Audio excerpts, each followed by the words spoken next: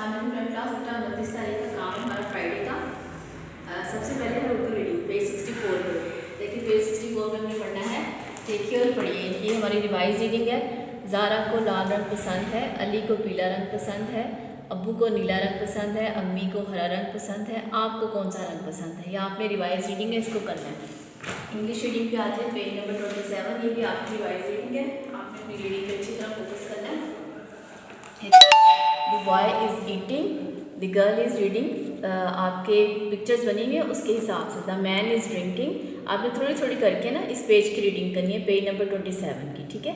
ये page number 27 की revise reading है। इस्लामिक स्टडीज़ पे देखिए पेज नंबर है 32। पेज नंबर 32 पे आपके क्वेश्चन हैं ये दो, क्वेश्चन नंबर 2 और 3। What is the reward for those who obey Allah and his prophet? Gain paradise. कहते हैं अल्लाह ताला आपको क्या देता है जब आप अच्छे काम करते हैं, अल्लाह का हुक्म मांगते हैं। गेन पैराडाइज, आपने सिर्फ पैराडाइज को याद करना है। व्हाट इज़ पैराडाइज, आपका ये क्वेश्चन है। पैराडाइज क्या है, जन्नत क्या है, आपने सिर्फ इतना याद करना है। फेवरेट प्लेस ऑफ अल्लाह, ठीक है, फेवरेट प्लेस ऑफ अल्लाह।